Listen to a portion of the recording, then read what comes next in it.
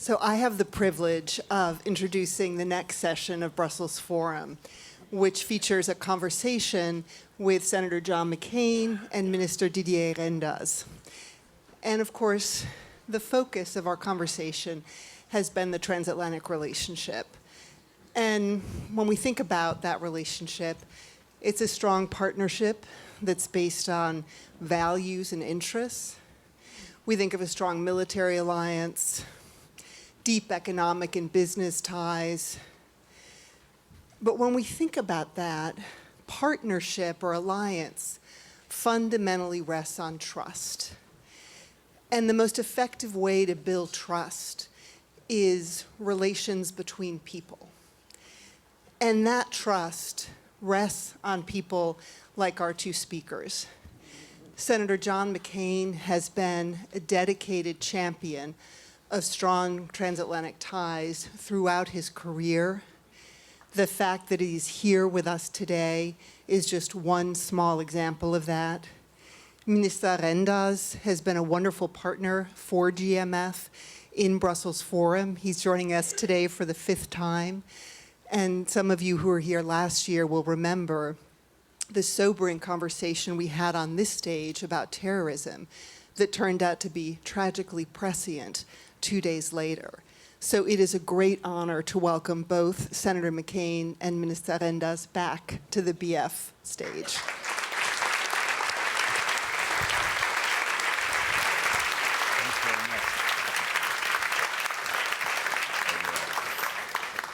Thank you, And I'll Karen. hand it over to our wonderful moderator, Steve Clemons of The Atlantic. Thank you very much, Karen. Thank you. Senator, Mr. Foreign Minister, this is where the formality ends, guys. So it's John and DJ from now on. Greetings, all of you. I'm Steve Clemons. I'm Washington Editor-at-Large at The Atlantic. And I wanted to open this session basically to kind of drill down into the question about power to begin with. We're here to talk about the future of American power, power more broadly. So I want you to pull out your apps, your iPhones and apps, and I'm going to ask you to share with us the single word that comes to mind when one thinks about power, and just go wherever you will. Can be, who has it? What is it? What's that? I am power? Okay, great. Margaret thinks I am.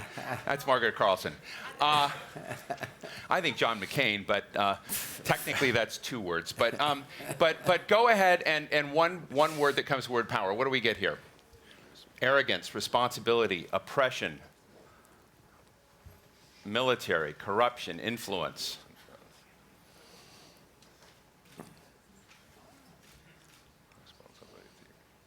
Are we framing these things and giving them out signed copies of the word clouds? We should.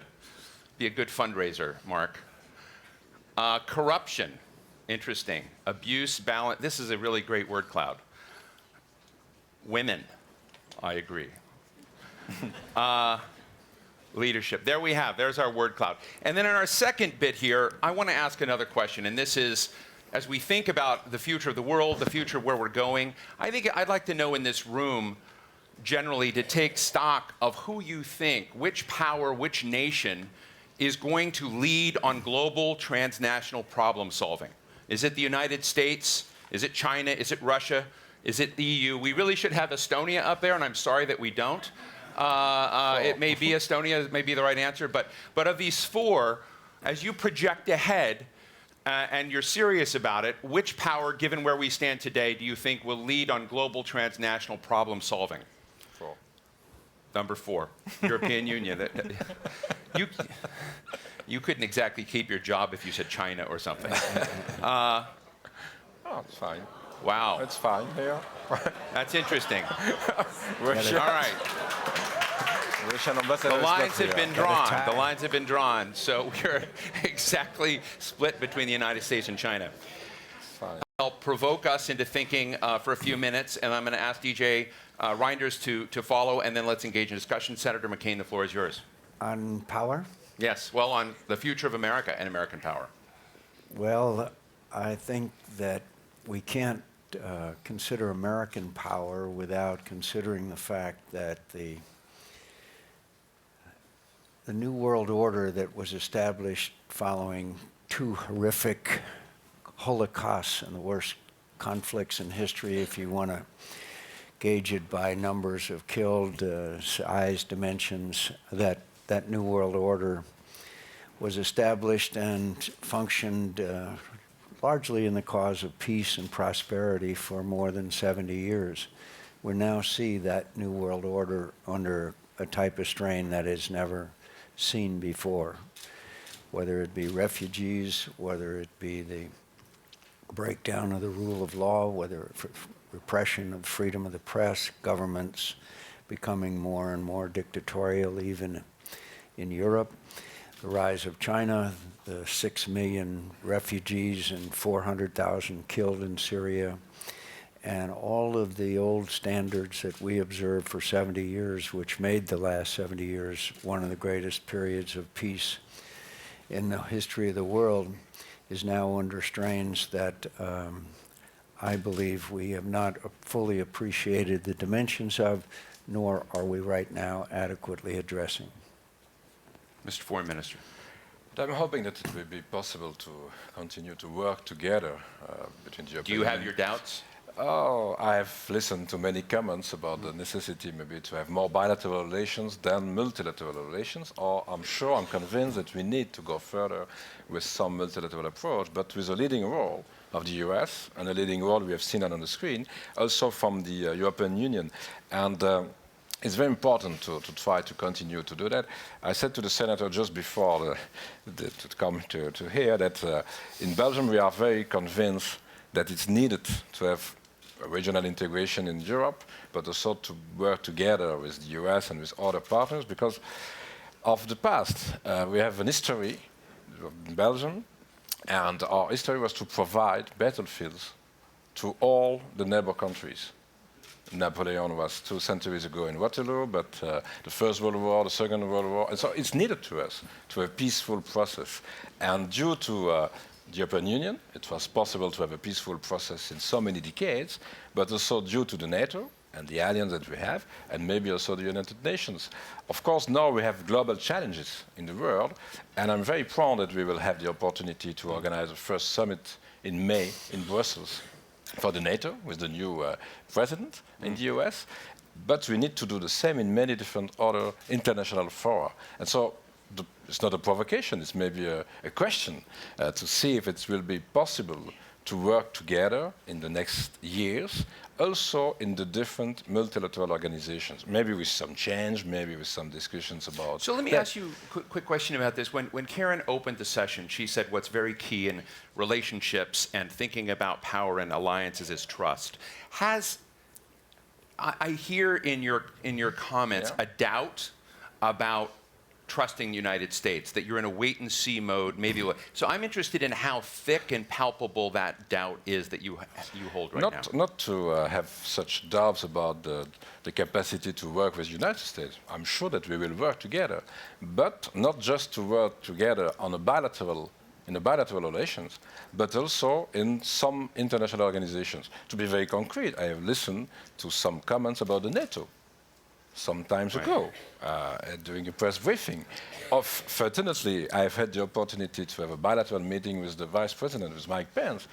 It was very useful to do that because we receive a very clear commitment to go further.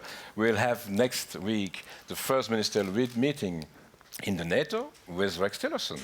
And I said in May, the first meeting with the new US president. But we have some feelings since the beginning of maybe not only the campaign, but the new administration into place, that there are some hesitations to go further with some multilateral organization. It's just that. And so we have seen the first decisions about the United Nations, some comments about the NATO, and so it's quite important to us to convince our American colleagues that it's needed to maybe to change the way to do the job, but to go further. Let's get to the subject, and that is, of course, the uncertainty about the President of the United States. Well, let me ask you a quick question about that. Let's get to it. Okay? John, in 2016, you said about President Obama that he took American leadership on holiday. Like American leadership went on a holiday during his time. How would you characterize Donald Trump in contrast to what you said about President Obama on foreign policy? It's too early. It really is. This is a president who has never held a position of responsibility as far as governing is concerned. He is just assembling his team. And by the way, I'm very pleased with the team of national security that he has assembled. I couldn't ask for better people than General Mattis, General Kelly. New Director of National Intelligence is an old friend of Senator Johnson's and mine, Senator Dan Coates. So this is a very outstanding team. The question is who does the president listen to, and who drives the tweets at 6 a.m. in the morning? Mm-hmm. And so that has caused a great deal of uncertainty. And I believe that it's very important that we continue to show not only the fact that we want NATO to spend more, and we all want NATO to spend more. By the way, Belgium punches far above its weight on a per capita basis. No nation member of NATO spends more money than Belgium does. But we have to also appreciate the fact that over 1,000 young people who are NATO member from countries that are members of NATO that have given their lives in Afghanistan and Iraq. I don't know what price tag you put on that, but that's quite a contribution, I would think. I think if you ask their mothers. So I think we ought to put it into that kind of perspective. Finally, we have this cyber challenge, which is of a nature that we've never seen before in conventional warfare. We have this breaking up, as I mentioned, of the old world order. And we also have a situation where we're fighting a new kind of enemy as well.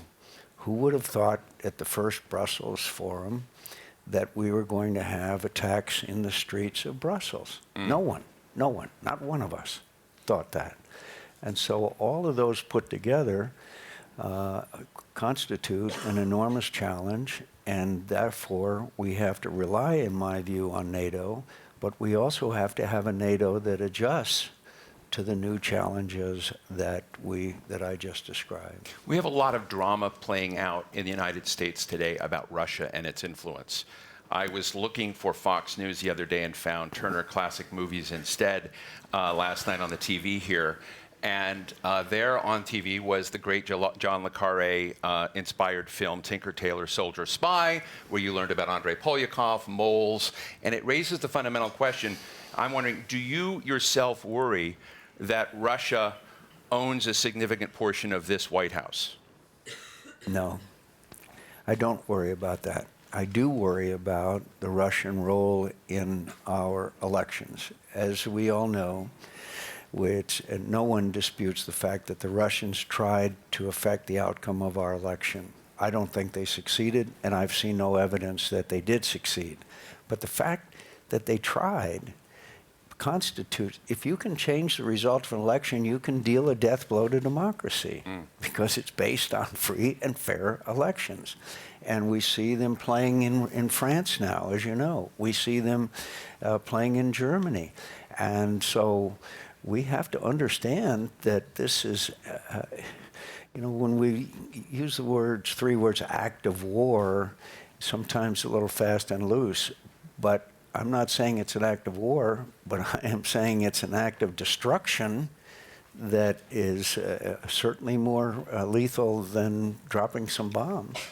So I think we have to understand that the Russians are interested in, what Vladimir Putin is interested in is the restoration of the Russian Empire. He wants the Baltics. He has broken Crimea, has taken Crimea. We know he's in eastern Ukraine. And by the way, he will test this president some more. Believe me, Vladimir Putin will do some more testing. And so we are faced with challenges of a Russia that has reached a level of brutality that with impunity, they'll throw a guy off of a fourth floor room and what do? And they will poison Karamutsa for the second time. These are KGB thugs, my friends, and you got to understand them for what they are and respond accordingly. And that does not mean a declaration of war, but at least understand Vladimir Putin and what he's about and what he understands. DJ, let me go to you for a minute. If we were in a room alone with the senator and no one was listening, and you were to say, America is screwing up number one, number two, number three, and this is what, from my perspective, sitting here in Belgium, sitting here as a foreign policy leader in the EU, I need you guys to fix. So give us your biggest critique of U.S. power, U.S. policy in the world as you see it right now. But we discuss about cyber attacks. We have the expertise in Belgium about that, so we have discussed sometimes with different US ambassadors about the role played by the NSA. And so, of course, if so we you've got some beef with the NSA. But if we want to build a real trust, we need to be sure that we exchange informations, but we not try to follow all those European citizens, but most certainly more European leaders through such an agency. So that's maybe a first concern. If we want to build a real trust, we need to work together with the same kind of Is that a non-starter? No. So what would be second on your list? No, the second, it's maybe to say that we need to have the same kind of bilateral relations between the European Union as a whole and the US. Then it's possible to have with Russia, with China, with others. I said in the beginning that we are afraid about a possible way to discuss just at the bilateral level and less in international organizations. We will see. We are waiting for the first actions. But from the European point of view, it's very important to convince our US friends that we need also to discuss on a bilateral level between Europe as European Union and the US. It will be very clear to do that for trade. We have tried to discuss about the TTIP during many years, and now it's maybe time to see if it's possible to restart such a discussion. So the bilateral relations. But I want just to say also one word about Russia, because we are concerned about maybe less the elections in the US than the situation in Europe, in Ukraine. We are knowing that Russia tried to have an influence in many parts of the world, but certainly we have seen the actions in Georgia, in Moldova, and now in Ukraine, in Crimea and in Ukraine in general terms. But with the cyber attacks, with some other influence, we have seen also the role played by Russia in the last elections in Moldova. We have seen a real role, and we are looking for that in the Balkans for the moment. And we are afraid about the possible role of Russia in some Western countries. I don't know if you know, but in the Netherlands, they decide to don't have a digital process for the elections because they were afraid about the possible influence from another country, but in fact Russia. But the last word is that we are afraid about all those things, but we need to have a real dialogue with Russia, and we are sure on that. It's a real doctrine in the NATO, due to a Belgian Minister of Foreign Affairs at that time, Mr. Armel, it's the Armel doctrine, to be very strong and very firm about different actions like in Ukraine, but to have a real capacity to have a dialogue with Russia. And we try to do that. And so on such a point, we have the same vision that it's needed to have a real dialogue, but of course to don't be naive. I'm going to begin to go to all of you in the audience and have microphones. One go small ahead. item, and that is that I think many people who are strong supporters of NATO will be happy to know that the Senate will vote on Monday on which will precede a vote that brings Montenegro, our approval of the accession of Montenegro into NATO. I think it's very important that that happens. Before I go to all of you in the audience, and I understand where the microphone people put your hands, so you're over here, come closer, and we can do this. But let me ask you, Senator, I went to Davos this year, and extraordinary thing happened for those of you who may have been there.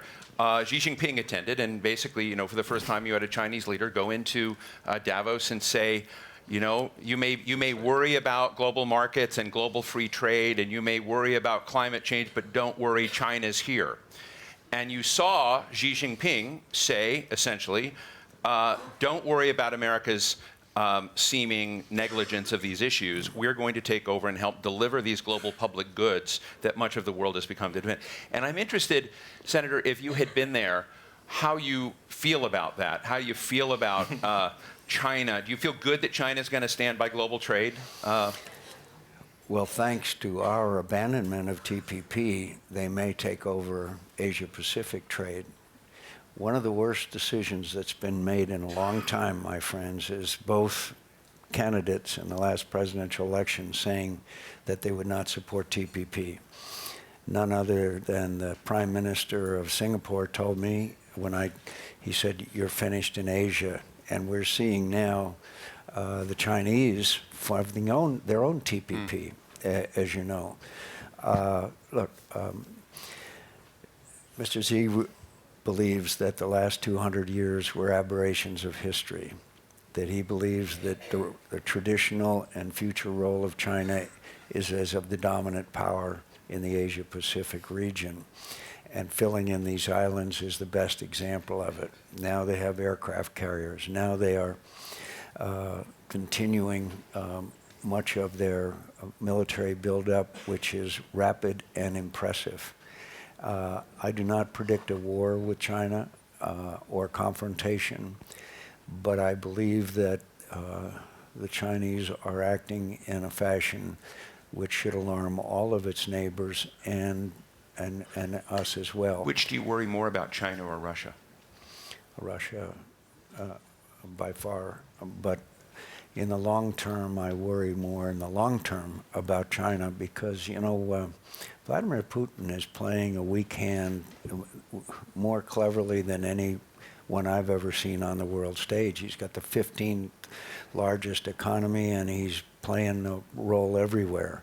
The Chinese economy continues to grow, their strength continues to grow, and their military buildup continues to grow.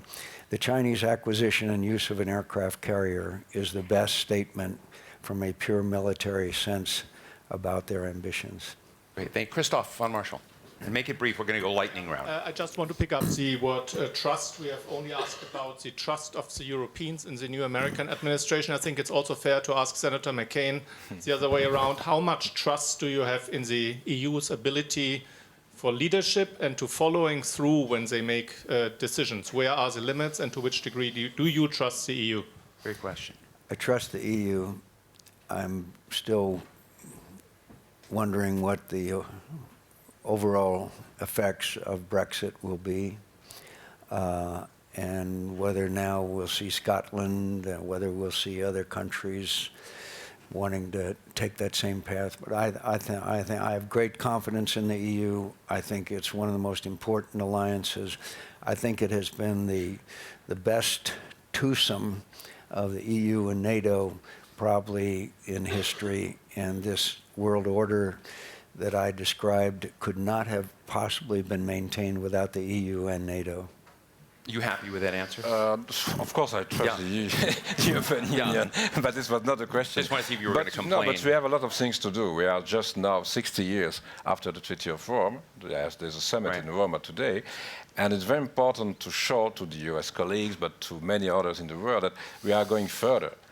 Without new reforms in the European Union, it will be very difficult to maintain the trust of many partners. So we are knowing that we need to do more on some issues, but it's very important to build the trust. Alison? Thank you. By the way, could I just say that the EU has too many bureaucrats and too much bureaucracy, but that isn't the only place on earth where that's a problem. Okay. I guess this mic's not working. Oh, there you go. That's okay. So this is for Senator McCain. What do you think the Trump administration's policy should be in the Caucasus? And are you worried that they won't be able to hold the line against Russian aggression in the region? I'm very worried about the Caucasus. As we know, a couple of world wars have started in that area, in the Balkans and the Caucasus, and we see a definite increase in tensions between countries. We see extremist elements are becoming more and more influential in some of these countries, and it requires American and European leadership. Look, I'm not here to beat up on the previous administration and the previous president. There's no point to it. But when American leadership is not active and not engaged, bad things happen, and that's just a fact. And all of us in this alliance paid some price for the last conflict in the Balkans. And when the issue of Kosovo, where we all joined together and stopped in response to a terrible act of genocide called Srebrenica. But now we seem to grow numb to these things, and we don't understand that this age-old cockpit is still what it is, and it's necessary to have American and European leadership to punish nations that encroach upon the sovereignty of other nations. And that this whole issue of ethnic differences is something that has no place in the 21st century. It cries out for American and European leadership. We just can't sit by and just lament it. We're going to have to be involved. Do you think, before I go to Margaret Carlson here and then Kim, we've got Senator Johnson in here, and I want to just pose the question of, do you think Americans, do you think your constituents, particularly Republicans who used to be very much committed to kind of a principled internationalism, I get the sense in your party that there's not a great appetite or a willingness to sort of pay and support that role that America has classically played in the world. And where do you think that failure to either communicate or persuade your constituents of the importance of this rests? Where is the accountability, as Walter Russell Mead asked yesterday, for that reality politically in the United States today? I think there's an isolationist element that has always been there in the United States of America. You could go all the way back to particularly the days of Henry Ford and Charles Lindbergh and Henry Cabot Lodge, and guess what they called themselves? America First. Anyway, that's always been there, that element. And whenever there's economic problems, that xenophobia is attenuated. And there are large parts of the United States of America, including a large part of my state, the southern part, that has never recovered from the 2008 economic collapse. And people blame it with some justification, not much, but some, on the issue of foreign trade, foreign involvement. Why are we sending our young men and women, et cetera, et cetera, et cetera? So that was a major factor in the last election, that there was these large number of people, many of them middle-aged white male blue-collar workers that lost their job and will never see, believe they would never see another job again. You go to an automobile factory and you won't see people on those cars, you see robots. And those are the jobs that were held that once people believed they had for a lifetime. So that led to this resurgence of isolationism. So what's our job? It's our job to explain to the American people that we can't ignore the lessons of history. DJ? But it's not just the situation in the US. At the end, we have seen the decision about the Brexit. For a part, is due to the same elements or explanations. And now we have elections on the continent, in the Netherlands, now in France, and we will have in Czech Republic and in Germany. But we have the same kind of debate. And it's true that since 10 years, we have in Europe a low level of economic growth. Many people have lost their jobs. And we need to restart the process. And if I compare the two situations, we don't have the same visions maybe, but we have the same kind of discussion. What kind of investment? And I've seen the huge program of investment announced by the new president in the US, but we have the same discussions here. We need to invest. We need maybe to create jobs. And it's the same concern. We need also to go to a fair trade, not only a free trade, but a fair trade. And you said that about China, but in Europe also we have some concern about the capacity to have a fair and not just a free trade with China on based on the same rules. And we are trying to organize new measures about the social dumping and the financial dumping also in China.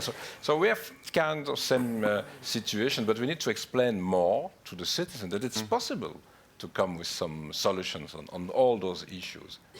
I've never met an isolationist yet that didn't say, I'm for free trade, but I'm for fair trade. Yeah, but never. But with China, it's needed. Yeah, Margaret. Yeah. So, Senator, Margaret Carlson, by the you way. gave us a pithy assessment of Russian Have you been able, and have you communicated that to the president? And if not, is there anybody in the Senate you guys with your hang out? experience that? You and Donald Trump, like you get I mean- together Margaret, and chat about things? Can you get through? I have not talked to the president. I talk almost daily to Mattis, to McMaster, to Dan Coates, to all of his national security team. We are close and old friends, some cases going back 30 years. So I do talk to them a lot, which brings me to what I said at the beginning. I am not positive who the president listens to, but I am confident that if he listens to those individuals, that we'll be in pretty good shape. So are you saying, I just want to be clear, that you haven't yet met the president? No. Interesting. That's tweetable, folks. Kim, I met him some years Yeah, ago. okay, Some yeah, years right, ago. right. I have not Yeah, met him. yeah. I met him some years ago. I have not met him since. Kim, became and we're going to go around president. and gather some here. I see a zillion. I see, all your hands are basically up, so don't worry. I will pick subjectively some of you. Go ahead, Kim. Yeah. Kim Dozier, Daily Beast. So you may have seen that Martine Le Pen had an audience with Vladimir Putin yesterday in Moscow at the Kremlin. Do you think that's appropriate? What is your reaction to it? And then the second part is, do you think President Trump should meet with Vladimir Putin now, or do you want to see Russia act or take some sort of action to earn that meeting? I think Madame Le Pen can meet with whoever she wants to meet with. I think that it's pretty obvious that she has articulated a view of France's role, the role of France as outside of NATO, as outside of the European Union, and a different course.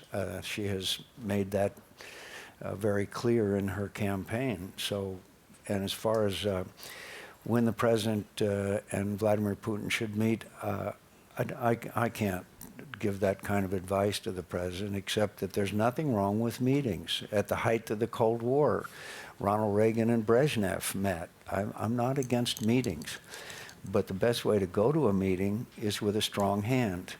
And the reason why we won the Cold War without firing a shot, in the words of Margaret Thatcher, why Reagan did that, was a thing called peace through strength. And right now, our military capabilities are not what they should be. We have 2/3 of our F-18 aircraft that are not flying. We have 2 of our 20 combat brigades that are at the highest level of readiness. We're 1,000 pilots short in the United States Air Force. So I would like to see the President of the United States meet with Vladimir Putin with a very strong and growing military capabilities. Let's go back to 2008 for a moment and imagine John McCain won the presidency.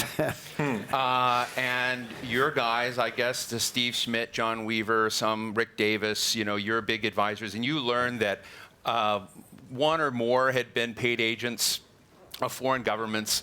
One had represented, had a document that basically referred to, helping Vladimir Putin achieve his goals around the world. And you were president of the United States. What would you do in those circumstances, given the information about your people after securing the White House? Knowing those guys, I wouldn't be surprised. By the way, thanks for bringing that up. After I lost, I slept like a baby. Sleep 2 hours, wake up and cry. Sleep 2 hours, wake up and cry. See, I don't mean to be funny. Yeah. This is a most serious issue. It is a most serious issue. There continues to be stories swirling around out there. People in the media come up to me and say, "Did you hear?" I mean, practically every of us in this room have heard one theory or another. And there have been ties with Manafort and Vladimir Putin. We know that, or his people. We know that that Roger Stone has had connections with him. But the question is how significant were those ties? What did they really mean? How did it affect their campaign? On and on. And that's why I have come out in favor, particularly in light of the activities of the House Intelligence Committee chairman yesterday, where he basically You went might down share the words you precisely said about Mr. Nunes in the committee.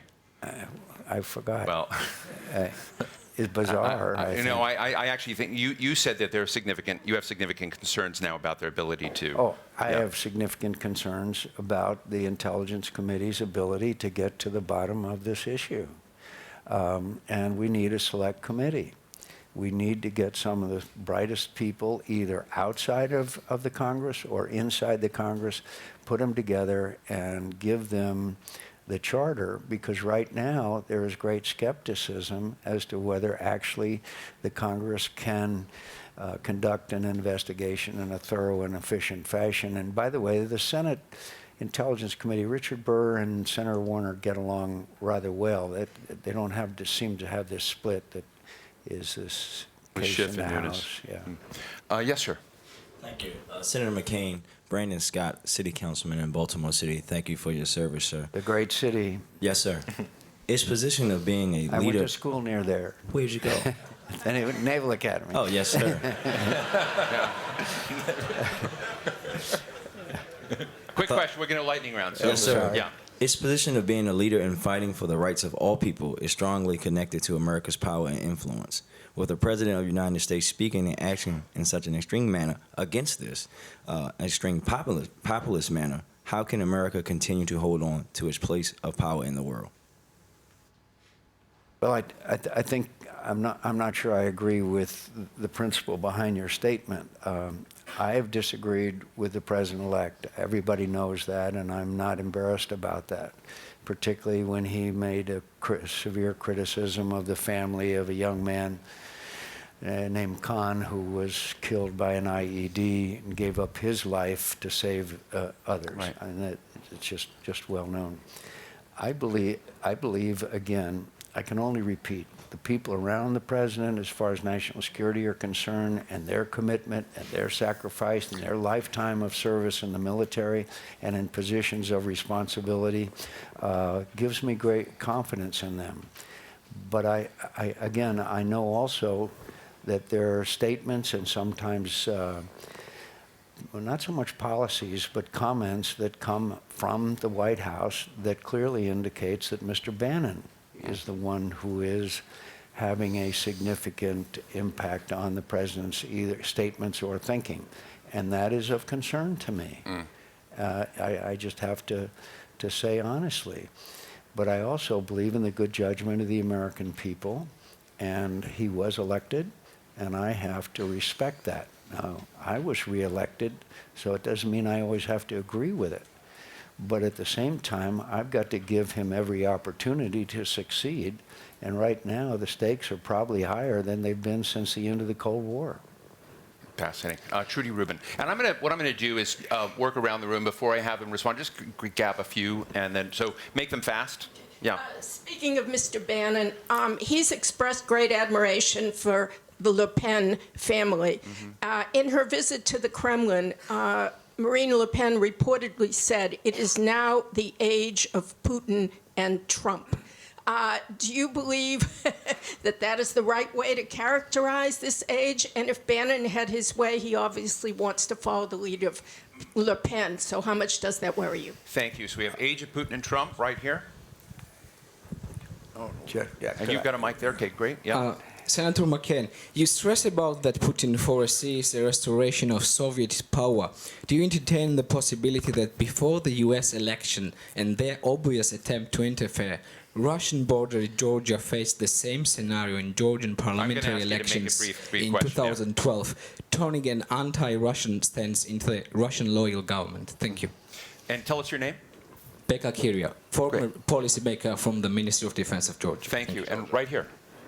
Thank you.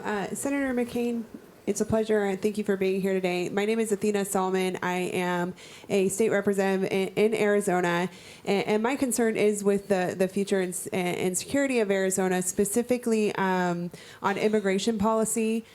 So right now in the community, there's a lot of reports about ICE staking out elementary schools, hospitals, et cetera, which is creating a negative perception with members of Congress that I've spoken with in Mexico.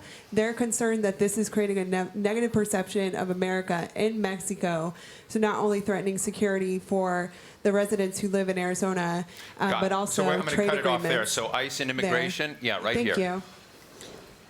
Jerzy Worma, Institute for Democracy and Mediation. After Brexit, Jean-Claude Juncker is putting forward the scenario of multi-speed Europe. My question is, how does that affect the credibility of the European Union for the minister and for Senator McCain? Is there a stronger role U.S. can play in the periphery of Europe with that? Thank you. Thank you. So we've got, gentlemen, age of Trump, age of Putin, Senator? You want me to go through that? Yeah, what? I mean, anything you like. I don't Also, you believe can it. ignore anything you didn't want to answer. I just don't think that Madame Le Pen is an accurate observer of the American political scene. So I just have to leave that one alone. In the case of Georgia, my friends, it's still an ongoing tragedy. I was recently there. They keep moving the fence further and further. Abkhazia and South Ossetia, now Putin announced they'd be honoring different passports. We've seen this Putin movie before, but it's disgraceful that we have done almost nothing in case of this partition of a sovereign nation.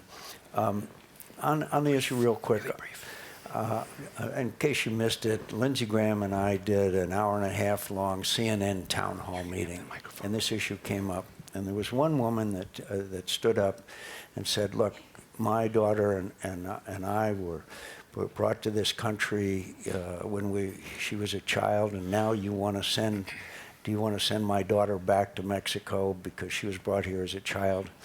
Another guy stood up and said, My son was killed by an illegal immigrant. He came to this country and he committed a crime and he fired a gun and he killed my son. Well, how did you allow that to happen, Senator McCain? So, on the one hand, there's the situation where people who should have every right to remain in this country, they were brought to the United States, they were brought as children, and we should have a way for them to remain in a path to citizenship. But we also have an obligation to make sure that innocent people are not killed by criminals who come up particularly from Central America, which were the countries that are ruled by gangs and covered with tattoos, and kill innocent Americans. So we've got to find a way to honor those people who have worked so hard in this country and are eligible for citizenship, but we can't subject our citizens to somebody who's going to come across illegally into this country. And by the way, the one that did the killing, he'd been deported 5 times. Okay? I know. Nobody should have to stand for that either. So my answer to you is we need comprehensive immigration reform. We need to resurrect the so-called Gang of Eight, which has to do with comprehensive reform, and enforcing our borders and securing them is part of it. And by the way, my dear friends, there's an epidemic of Mexican manufactured heroin that's coming into the United States of America that is killing older Americans at a rate that we have never seen before. So we've got a lot of issues, but it's not a simple one. But overall immigration reform is the answer. And yes, children who came here as children should be eligible for citizenship. Yes. DJ? Yes, maybe 2 remarks. First, because I've listened to many questions about Marine Le Pen. I don't agree with all those proposals to go out of the European Union and to go out of the Eurozone and so on and so forth. I want just to say that for the first time, normally I don't speak about elections in another country as Minister of Foreign Affairs. I don't try to have an indication but you did recently. For the voters. But in France, yeah. I'm hoping that it will be possible, sorry for the woman, but it will be possible to don't vote for a woman this time. And because we are sure that it's a real drama for the European Union to have that. But maybe to give an answer to the question about the different dimensions, more than the different speeds in Europe. It's the reality now Right. We are 19 in the Eurozone. We are sharing the same currency with 19 member states, not 28. We have 22 member states in the NATO, not all. 22. We are not all in Schengen for the migration issue and the free movement of people. But I'm sure that in the near future, we need to go further with that. It must be possible for a group of member states to do more in some policies, if they want to do that. Maybe on social and tax issues, to invest more, to try to create jobs, but also on migration, on defense and security. We need to try to have the capacity to do more, if it's possible, with the 27 member states after the Brexit, but if it's needed, with a part of those member states. And it will be maybe easier to discuss with the Balkans if it's possible to work together on some policies and not on all. I don't want to say the same now about Turkey, because we have other kind of concern for the moment about the evolution in Turkey, of course. But maybe in the long run, it will be also easier to discuss on some policies and not in black or white. You are in the European Union or out. I'm sure that we will have a European Union with different dimensions, with the capacity for some member states to do more, like we have organized since the beginning. Again, the Euro, the NATO, all those policies is not with all the member states, but with a part of the member states. And for the moment, we have a blockage.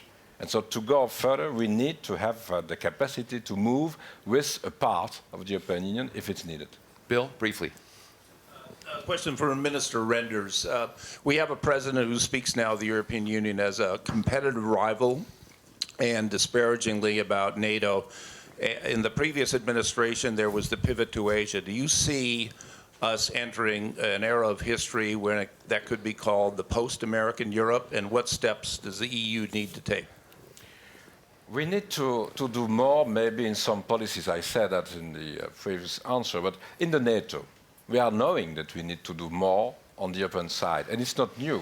It's not a request of the new president. I was in Chicago for the NATO summit. It was also a request of the President Obama and the administration at that time to say you need to do more in Europe. It's abnormal that you are waiting for an intervention of the US Army if it's something happened in Europe. And so, first of all, the European Union needs to do that, to do more. But we need also to try to convince the new US administration, I said at the beginning, that we need to work together on some issues. It will be maybe difficult, I don't know. I'm waiting for the first actions and not just listening to the comments during the campaign. But is it possible to do more in the NATO? We will see. We will have a summit in May with the President, with Donald Trump in Brussels. We will try to do the same in trade. We have had discussions about the TTIP, and it was impossible to have an agreement with the US administration, the previous one. Is it possible to restart it? We will see. But we need to do more at the European level. And I'm sure that we need to do more, I said, in defense and security, on migration issue, because it's a real issue in Europe, and on the capacity to go out of the crisis. Because like in some parts of the US, since 10 years, we have a real economic crisis in Europe. Right. Thank you. Could I just add, the pivot was the wrong word, and it was a bad word, because it gave the connotation that we were going to be leaving Europe.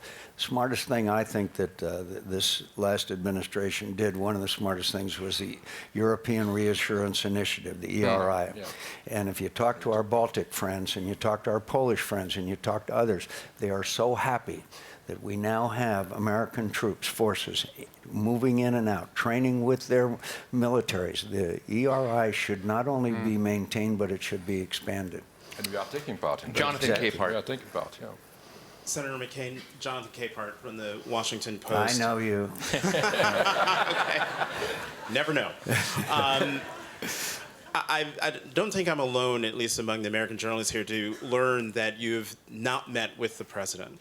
Considering that you are a senior member of the Senate, you were the Republican nominee for president in 2008. You know your way around Washington. You know your way around power and leadership in Washington.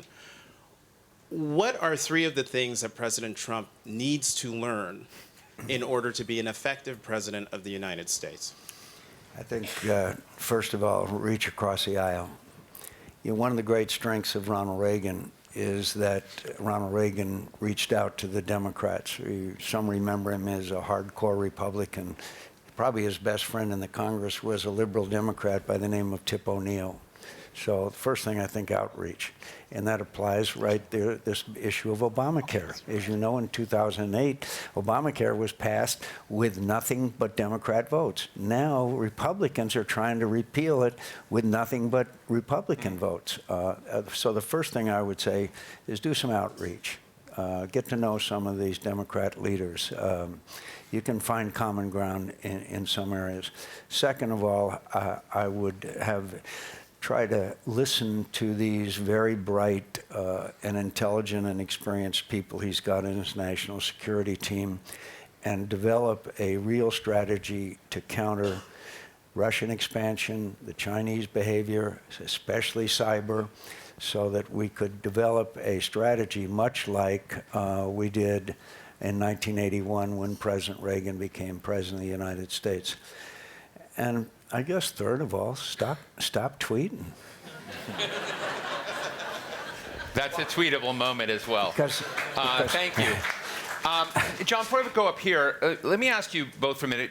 One of the other interesting things about this, I went back and read President Obama's national security strategy that they released in 2010, then the update in 2015, and then Brookings just recently put out a national security strategy, as they called it, for the 45th president, for President Trump. What's interesting, if you took the government position, which a lot of national security folks focused on, what was really interesting about those reports is how much of it focused on the economic vitality of the United States, that they felt that the glue could come undone about supporting a robust American engagement in the world. So this was years ago. And Mike Mullen, chairman of the Joint Chiefs of Staff, warned about this, that our strategy needs to be economic, that the quid pro quo that used to be felt by Americans for playing a role of being the global guarantor of security came with benefits they felt for American families and workers at that time. And now, I know my relatives, my second and third cousins, about 100 of them, 97 supported Donald Trump because they feel like they went to fight in Iraq and Afghanistan and their jobs went to India or went to China.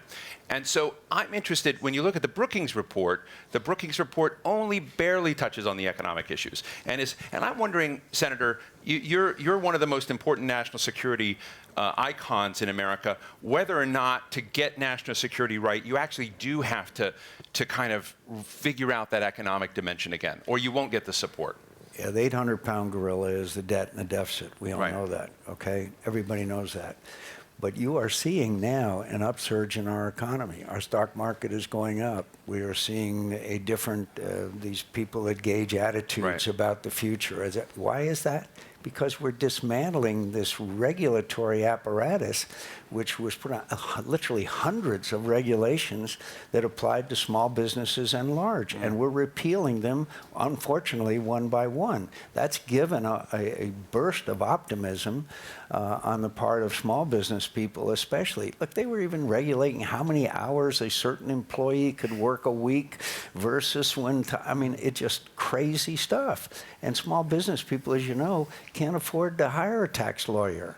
So with this new administration and a rollback of a lot of these regulations which were stifling, so I think we're going to be stronger. On your larger issue, my friend, I would not bet against the United States of America. I've got one of these devices. I have to get a new one every 6 months before I've figured it out. But that device was invented in America. It may be made in China, but every time there's a new one, which we all have to buy, it's the greatest ripoff in history. But that's the United States of America. Well, I can remember, I'm old enough, you're not quite old enough, to remember sitting in gas lines for 5 hours to get a tank of gas because I'm older than you think. I remember that. Okay, we're now energy independent, and we'll be an energy exporter. Okay, would you like to be China? They've got an aging population issue that is of enormous consequences. Would you like to be Russia? Would you like? I believe that with the fundamentals of the United States of America, and by the way, some of it is based on immigration. If you go to Silicon Valley, you'll see a whole lot of first-generation people who came from other countries in the world. So I wouldn't bet against the United States of America. And the military, despite our enormous problems, is still the strongest and best. Mr. Minister, what percentage of GDP do you spend on defense?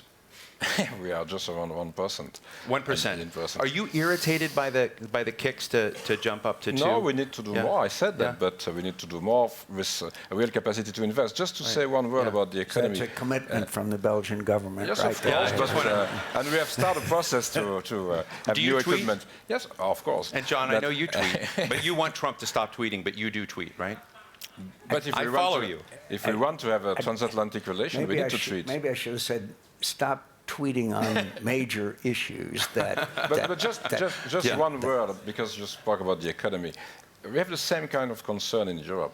We need to change some laws, so we need to reform. And we are doing that also for SMEs. But the second element is that we are not at the end of the process to have a real internal market. So when we speak about free trade, in Europe, the first goal is to do that at the European level. We don't have a real internal market. We are in the good process, but about the digital economy, it's true that we need to do more also. And in defense, just to say that in defense, if we want to invest more in defense, we need also to have better collaboration among the different European armies. And to do that, it's important to have a real capacity to have a defense industry in Europe, a European defense industry. If you look to the civil aviation, is the case with Airbus, and we are in the competition due to that. In defense, we are not, because we don't have a real defense, European defense industry. And so there are many reforms to do to support the economy, and sometimes in line with the security issue. Great. Yes, sir. Thank you very much, Steve. Senator McCain, Councillor Alex Yip from the UK. We've spoken a lot in the Brussels Forum about Brexit and also the continuation of terrorism, especially in light of what's happened in London very recently. Senator, your thoughts on how this will affect US and European relations, especially in light of all this? Thank you. Brexit? In real short form. Brexit, is that? Yeah, the question was about Brexit and how it will affect. Obviously, I don't tell the people of other countries what to do, and I'm very reluctant to do so, but I think they may look back on it as a mistake. But that was the will of the British people, and now they'll live with it. As far as defense is concerned, I don't think it matters in the slightest. They're still members of NATO. They'll still be contributing, but I wonder if this isn't the beginning of some serious problems within the European Union. I just want to say we're right at near the end. I wanted to give you both an opportunity to finally close here. But we are talking about American power in the world. The Brussels Forum convenes so many people that are stakeholders in part of that equation. I'm just interested into whether or not you both feel honestly confident, honestly optimistic that this convening of people will matter in 10 years, or whether we're going to at an inflection point on American power. I was with Margaret Carlson recently, and I think I can say this.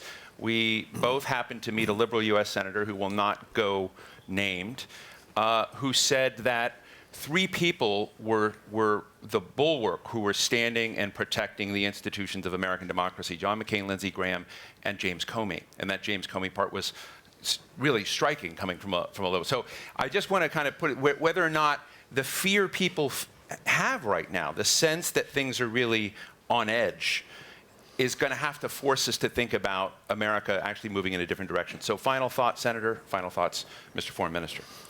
Well, my final thoughts are, as I said at the beginning, the New World Order is now under enormous strains.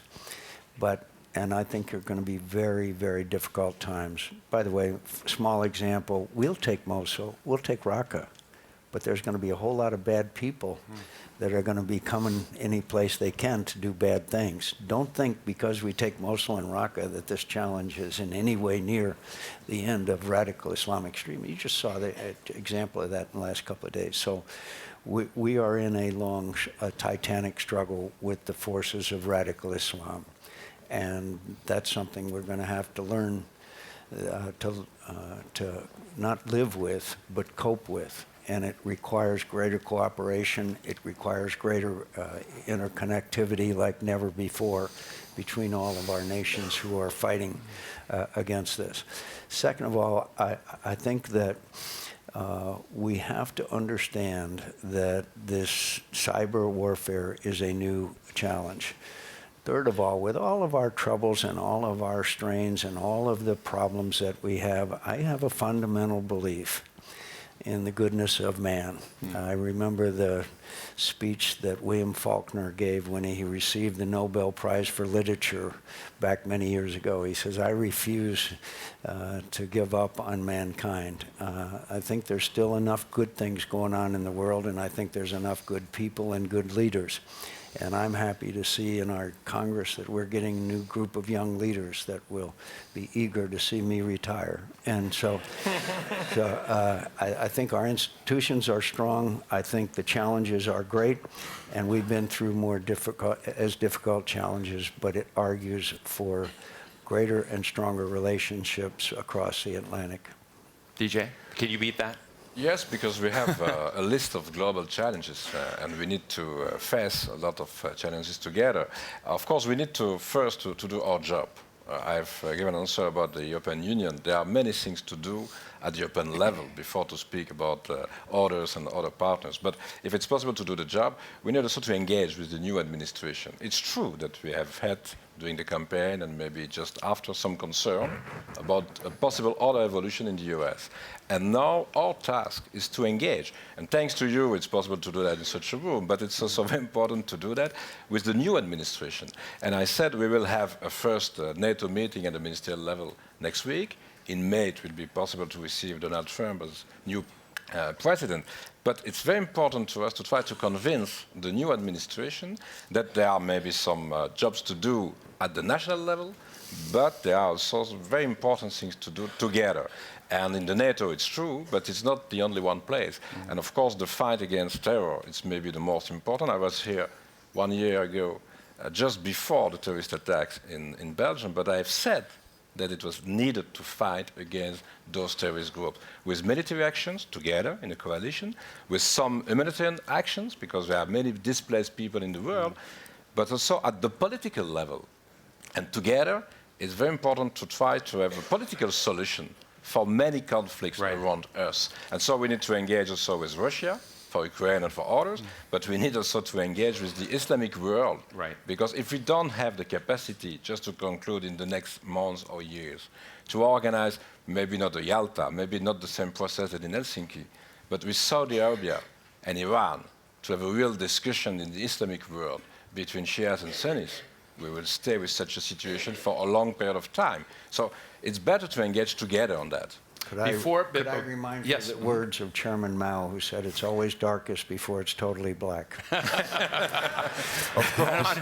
that optimistic note, before we thank Foreign Minister DJ Reynders and Senator John McCain, I want to thank the 200 of you that had their hands up and didn't get to ask questions. I am, I'm greatly in debt. Please don't trip me or spill coffee on me or do other kinds of things. But it was really great. The robustness. Thank you for your candor, for your humor, but also the seriousness and sobriety of this important discussion. Ladies and gentlemen, John McCain, DJ Reynders, thank you. Thank you, Senator. We're now in break. Thank you very much. Thanks a lot. Thanks.